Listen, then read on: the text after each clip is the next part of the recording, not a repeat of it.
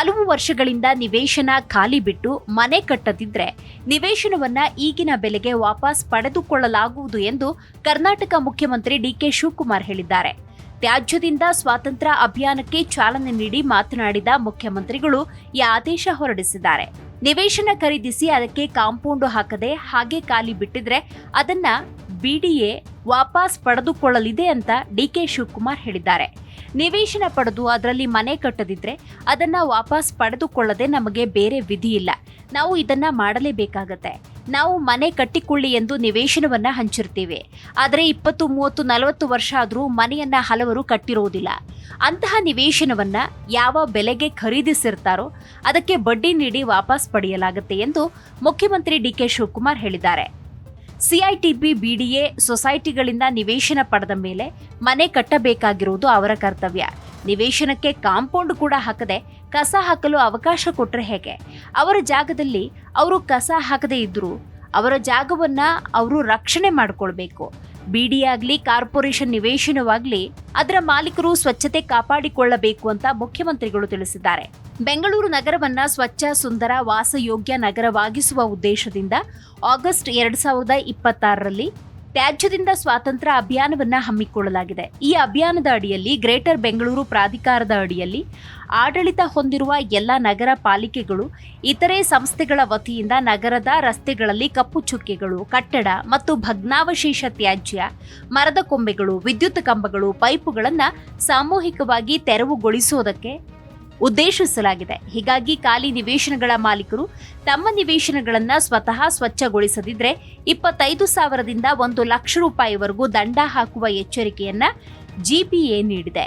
ಘನ ತ್ಯಾಜ್ಯ ನಿರ್ವಹಣಾ ಉಪವಿಧಿಗಳು 2020ರ ಉಪವಿಧಿ 18(1)(b) ಅನ್ವಯ ಖಾಲಿ ನಿವೇಶನಗಳನ್ನು ಸ್ವಚ್ಛ ಹಾಗೂ ನೈರ್ಮಲ್ಯಯುತ ಸ್ಥಿತಿಯಲ್ಲಿ ನಿರ್ವಹಿಸುವುದು ಮಾಲೀಕರ ಕಡ್ಡಾಯ ಜವಾಬ್ದಾರಿಯಾಗಿದೆ. ಈ ಹಿನ್ನೆಲೆಯಲ್ಲಿ ನಗರದ ಎಲ್ಲ ಖಾಲಿ ನಿವೇಶನಗಳ ಮಾಲೀಕರಿಗೆ ಸೂಚನೆ ಕೊಡಲಾಗಿದೆ.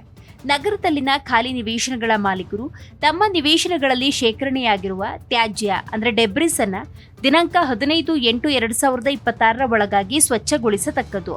ಒಂದು ವೇಳೆ 15/8/2026ರ ಒಳಗಾಗಿ ಸಂಬಂಧಪಟ್ಟ ಮಾಲೀಕರು ಖಾಲಿ ನಿವೇಶನಗಳನ್ನು ಸ್ವಚ್ಛಗೊಳಿಸದೆ ಹೋದರೆ ನಗರ ಪಾಲಿಕೆಯ ವತಿಯಿಂದ ತ್ಯಾಜ್ಯ ಡೆಬ್ರಿಸ್ ಅನ್ನು ತೆರವುಗೊಳಿಸಿ ತಗಲುವ ವೆಚ್ಚವನ್ನ ನಿವೇಶನದ ವಿಸ್ತೀರ್ಣ ಹಾಗೂ ತೆರವುಗೊಳಿಸಿದ ತ್ಯಾಜ್ಯದ ಪ್ರಮಾಣಕ್ಕನುಗುಣವಾಗಿ ಘನ ತ್ಯಾಜ್ಯ ನಿರ್ವಹಣಾ ಉಪವಿಧಿಗಳು 2020ರ ಉಪವಿಧಿ 18(1)(d) ಹಾಗೂ ಗ್ರೇಟರ್ ಬೆಂಗಳೂರು ಆಡಳಿತ ಅಧಿನಿಯಮ 2024ರ ಕಲಂ 285(2)ರ ಅನ್ವಯ ಆಸ್ತಿ ತೆರಿಗೆಯೊಂದಿಗೆ ವಸೂಲಿ ಮಾಡಲಾಗುತ್ತೆ.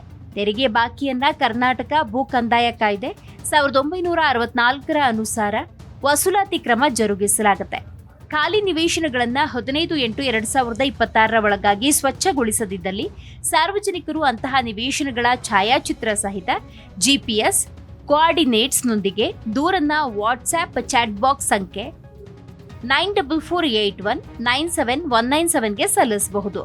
ದೂರುದಾರರ ಮಾಹಿತಿಯನ್ನ ಗೌಪ್ಯವಾಗಿ ಇಡಲಾಗುತ್ತೆ. ನಿವೇಶನಗಳ ಮಾಲೀಕರು ಸ್ವಚ್ಛಗೊಳಿಸಿದ ನಿವೇಶನಗಳ ಸುತ್ತಮುತ್ತ ಬೇಲಿ, ಕಾಂಪೌಂಡ್ ಗೋಡೆಯನ್ನು ನಿರ್ಮಿಸಿಕೊಂಡು ಅನಧಿಕೃತ ತ್ಯಾಜ್ಯ ವಿಲೇವಾರಿಯಾಗದಂತೆ ವ್ಯವಸ್ಥೆ ಕಲ್ಪಿಸಿಕೊಳ್ಳುವುದು ಬಹಳ ಮುಖ್ಯ ಅಂತ ಉಲ್ಲೇಖ ಮಾಡಲಾಗಿದೆ. ಒಟ್ಟಿನಲ್ಲಿ ನಿವೇಶನ ಪಡೆದ 5 ವರ್ಷದ ಒಳಗೆ ಅಲ್ಲಿ ಮನೆ ನಿರ್ಮಾಣ ಮಾಡಬೇಕು. ಕಟ್ಟದಿದ್ರೆ ಅದಕ್ಕೆ ದುಪ್ಪಟ್ಟು ತೆರಿಗೆ ಅಥವಾ ನಿವೇಶನ ಹಿಂಪಡೆಯಲಾಗುತ್ತೆ. ಮನೆ ಕಟ್ಟದೆ ಖಾಲಿ ಇಟ್ಕೊಂಡ್ರೆ ಅಲ್ಲಿ ಕಸದ ಸಮಸ್ಯೆ ಎದುರಾಗುತ್ತೆ. ಹೀಗಾಗಿ ಈ ತೀರ್ಮಾನ ಮಾಡಲಾಗಿದೆ ಅಂತ ಮುಖ್ಯಮಂತ್ರಿಗಳು ತಿಳಿಸಿದ್ದಾರೆ. ಇನ್ನು ಬೀದಿ ಬದಿ ವ್ಯಾಪಾರಿಗಳಿಗೆ ಸಂಬಂಧಪಟ್ಟಂತೆ ಮಾತನಾಡಿರುವ ಡಿಕೆ ಶಿವಕುಮಾರ್, ಬೇರೆ ಜಾಗಗಳಲ್ಲಿ ವ್ಯಾಪಾರ ಮಾಡಲು ಅವಕಾಶವನ್ನ ಕಲ್ಪಿಸಿಕೊಡಲಾಗುತ್ತೆ. ಬೀದಿ ವ್ಯಾಪಾರಿಗಳು, ಪಾದಚಾರಿಗಳು ಹಾಗೂ ವಾಹನ ಸಂಚಾರಕ್ಕೆ ತೊಂದರೆ ಮಾಡಲು ಸಾಧ್ಯವಿಲ್ಲ ಅಂತ ತಿಳಿಸಿದ್ದಾರೆ.